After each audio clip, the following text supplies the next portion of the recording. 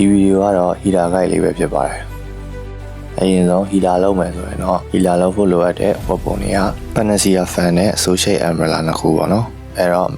အဲ့ဒီဝက်ပုံတွေမရှိသေးရင်တော့အရင်ဆုံးသက်ဆိုင်ရာတိုင်းညံတွေကိုတွားခိုးရပါမယ်နောက်မှပြပေးပါမယ်အင်နာဝေးလည်းအဲ့တိုင်းပါပဲသုံးဖို့လိုတာတွေကိုမှမရှိသေးရင်အရင်ဆုံး quest တွေလုပ်ပြီးရှာထားလိုက်ပါ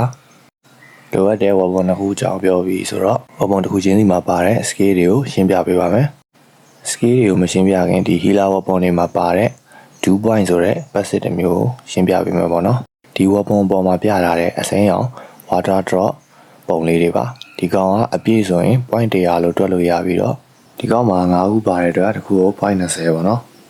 တချို့ scale တွေက3လိုက်ရင်ဒီ dew point တွေကုန်ပြီးတော့တချို့ scale တွေကတော့3လိုက်ရင် dew point တွေကိုပြန်ရပါတယ်ကဲဒါဆိုရင်တော့ scale တွေကိုတွက်ကြည့်လိုက်ကြမယ်scale တွေကိုပြောရလွယ်အောင်ကျွန်တော်1 2 3နဲ့ပဲပြောပါမယ်ပေါ့နော် scale 1 scale 2 scale 3ဆိုပြီးတော့ပထမဆုံး T ရဲ့ scale လေးကိုစပြောပေးမယ်နော် scale 1က3လိုက်ရင် T က4ပေါ်ရောက်သွားပြီးတော့ကိုနောက်ကိုတောက်လျှောက်လိုက်နေမှာပါအဲ့ဒီ T ကကိုနဲ့ကိုဘေးကသွေးအနည်းဆုံး teammate တယောက်ကိုပါဇက်တိုက်ပမာဏနည်းနည်းစီဟီးပေးပါလိမ့်မယ်သူက healing effect ကို 50% တိုးပေးပြီးတော့ dew point တွေကိုလည်းနည်းနည်းချင်းစီဖြည့်ပေးပါတယ် skill ကိုနောက်ထပ်တစ်ချက်ထပ်နေရင်တော့ T ကိုပြန်သိမ်းလိုက်ပါပါသူ့ရဲ့ကူးတော့ကအရန်ကိုကြာတာမို့လို့ T ပြန်သိမ်းတော့မနှိမ့်သင့်ပါဘူး skill 2က T ကိုကိုယ့်ရဲ့ပတ်လည်ကိုတစ်ချက်ဝေးလိုက်မှဖြစ်ပြီးတော့ကိုနဲ့အနီးနား teammate တွေကိုတစ်ချက်ဟီးမယ်ပြီးသွားရင်10စက္ကန့်ကြာအောင်ကိုရောဘေးက teammate တွေကိုပါ15% damage တိုးပေးပါမယ်ဖြစ်ပါတယ် skill 3ကဒီတိုင်းနှိမ့်မယ်ဆိုရင် T ကို enemy စီပစ်လိုက်ပြီး damage ထိစေမှာပါဖိထားမယ်ဆိုရင် T ကို enemy နားမှာကြာကြာရှိနေမှာဖြစ်ပြီးတော့ပထမထပ်ပိုချမ်းတဲ့ damage ကိုပေးပါလိမ့်မယ်ဒီ skill က exhaust ဖြစ်နေတဲ့အချိန် enemy ကိုတုံးရင် enemy ရဲ့ဒီ exhaust timer ကိုပိုကြာစေမှာဖြစ်ပါတယ် T ရဲ့ skill ကိုပြောပြပေးပြီဆိုတော့အခုရက်တောင်ရဲ့ skill ကိုပြောပြပေးမယ် skill 1က2မျိုးရှိတယ်ပထမတစ်မျိုးက3လိုက်ရင်50 dew point ကုန်တယ်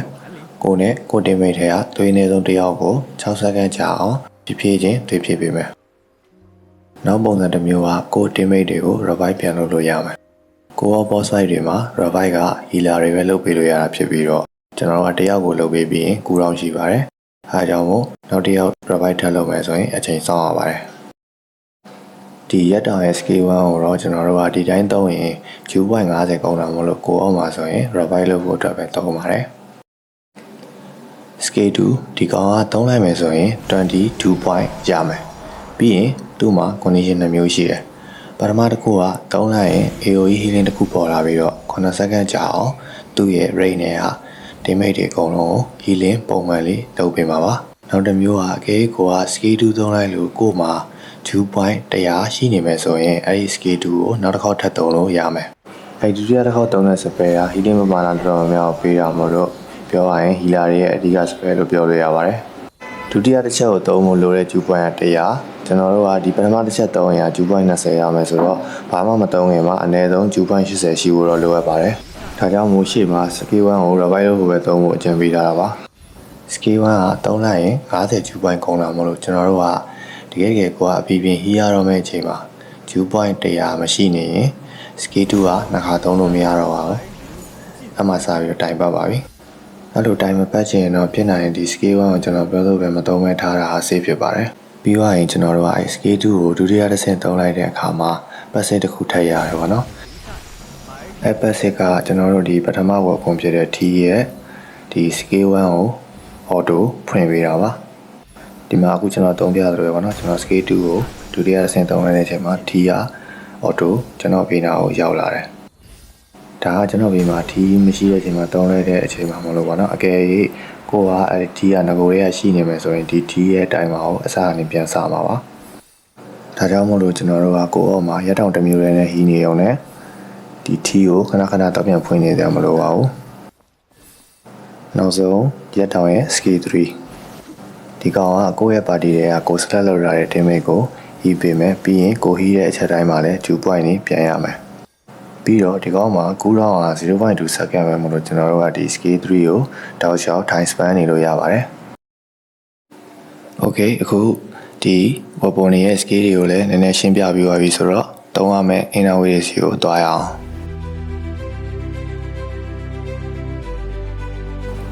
ပထမဆုံးတစ်ခုကဘာလာလာတောင်းနဲ့မော်ရီချန်ဒီကောင်ကပြောစရာတိတ်မရှိဘူးအရင်ဗီဒီယိုမှာလည်းကျွန်တော်ပြောခဲ့ပြီဘူးတယ်ကိုကဟီးရပဲဖြစ်ဖြစ် damage ပေးရပဲဖြစ်ဖြစ် stat တွေရမယ်ကိုရတဲ့ stat တွေအလိုက် damage နဲ့ penetration တွေတိုးမယ်ပြီးသွားရင် healing effect တိုးမယ်ဒုတိယတစ်ခုကတော့ Royal Remedy ဒီကောင်ကရက်တောင်ရဲ့ scale 2 healing effect ကို 10% တိုးပေးမယ်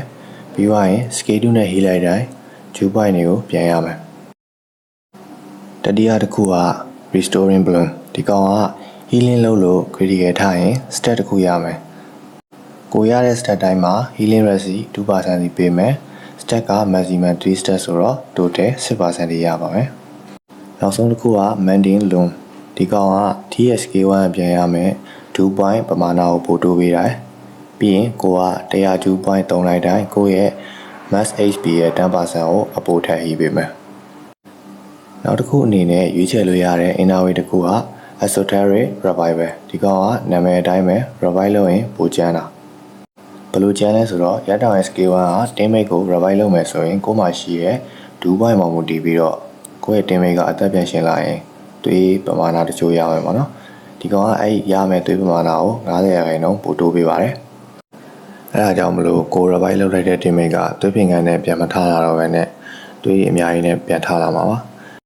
ဒါကြောင့်မလို့ကျွန်တော်တို့ကကိုယ့် boss တွေကိုကိုယ့်ဘာဒီနဲ့ကိုဆော့တဲ့အခါမှာ revive လုပ်ပေးမဲ့ healer ဆိုပြီးတော့တတ်မှတ်ထားပြီးတော့ဒီ inner way ကိုသုံးမယ်ဆိုရင်ပို့ပြီးတော့အကျိုးရှိမှာပါ Mystic skill ရောဘာတွေယူရမလဲဆိုတာကိုတစ်ချက်သွားကြည့်လိုက်အောင်ပထမဆုံးတစ်ခုက Serenity Priest ဒီကောင်ကသုံးလိုက်ရင်ကျွန်တော်တို့ purify effect ပေးတာအခြားခံရတဲ့အချိန်ဒါမှမဟုတ် control effect မိနေတဲ့အချိန်မှာတော့ဒီကောင်ကိုသုံးလို့ရပါတယ်ဒါကြောင့်မို့ကျွန်တော်တို့ကတကယ်ကျင်းတဲ့ချက်တွေရောက်နေတဲ့အချိန်မှာလိုအပ်တဲ့ healing ကိုကြားနိုင်ဖို့အတွက်ဒီ skill ကတော့မဖြစ်မနေယူထားတဲ့ပေါ့နော် healer တွေအတွက်ပြီးသွားရင်တော့ကျွန်တော်တို့က healing သိလုပ်စရာမလိုတဲ့အချိန်မှာ boss ကို damage ပေးနိုင်မှုအတွက်ထုံးစံတိုင်းတွဲသုံးလို့ရတဲ့ cloud stand နဲ့ guardian band ကိုယူမယ်ပြီးရင် soaring spin ပြီးတော့ရင်နောက်ထပ် combo တွဲလို့ရတဲ့ dragon breath နဲ့ dragon power ပြီးရင်လိုရမယ်က golden body လေးပါထည့်ထားမယ်အခုကတော့ကျွန်တော်တို့ဒီ scale rotation လေးကိုတွားလိုက်ကြရအောင်အရင်ဆုံးကျွန်တော်တို့က weapon ကို T နဲ့ပဲစသုံးမယ် T ရဲ့ scale 2နဲ့အရင်ကိုယ့်ရဲ့ teammate တွေကို buff လုပ်ပေးမယ်ပြီးရင် scale 1သုံးပြီးတော့ T ကိုခုနအောင်ခေါ်ရမယ်ပြီးသွားရင်တော့ကျွန်တော်တို့ရက်တောင်ဆွဲလို့ရပါပြီရက်တောင်ဆွဲပြီးရင်တော့အစောပိုင်း healing သိမ့်မလို့ရင်ကျွန်တော်တို့ music skill တွေနဲ့ boss ကို damage ပေးမယ်နည်းနည်းပါးပါးရှီရှောင်ဝင်ပြီးတော့ damage ပေးသွားပြီဆိုရင်တော့ပြန်ထွက်လာမယ်ပြီးရင် healing လိုအပ်တဲ့လူကို skill 3နဲ့တောက်လျှောက် time span နေပြီးတော့ heal ပေးနေအောင်ပါပဲဒီ skill 3နဲ့ target ထောက်ပြီး heal ရဲ့နေရာမှာလည်းကျွန်တော်ဒီဘယ်ဘက်မှာပေါ်နေတဲ့နာမည်တွေကတွေးရောနေတဲ့ကို heal နေတဲ့ကောင်ကိုထောက်လိုက်ပြီးတော့ skill 3နဲ့ time နှိမ့်နေရပါပြီရက်တောင်ရဲ့ဒီ skill 2 AOE healing ကတော့လိုအပ်တဲ့အချိန်မှာပဲသွားဝင် heal ပြီးပေါ့နော်scale 2 heal ရဲ့နေရာမှာကျွန်တော်ကဒီ2 point တရားကိုအမြဲတမ်းပြည့်အောင်ထားတာမို့လို့ scale 2 heal တိုင်းမှာအမြဲတမ်း2ဆင့် heal ပေးပါတော့ boss fight တွေမှာအဓိက rotation ကတော့ဒီလောက်ပါပဲကျွန်တော်တို့ရက်တောင်ပြောင်းမိရတဲ့ဒီ scale 3 span ပြီးတော့ scale 2ကိုလိုတဲ့ချိန်တွေသုံးပြီးအောင်ပါပေါ့နော် T ကိုတော့ပြန်ပြောင်းစရာမလိုပါဘူးဘာလို့လဲဆိုတော့ဒီရက်တောင်ရဲ့ scale 2 2ဆင့်သုံးလိုက်တိုင်း T ရဲ့ level 1ကပြန်ပေါ်လာမှာပါပြီးတော့နောက်ဆုံးအနေနဲ့ဒီ gear set တွေကတော့သူ recommend လုပ်ထားတဲ့ set တွေပဲသုံးပါနော်weapon Ivory Rune set နဲ့ armor ကိုတော့ West Note set ပါနော်ကျွန်တော်ရဲ့ healer guide video လေးကတော့ဒီလောက်ပါပဲ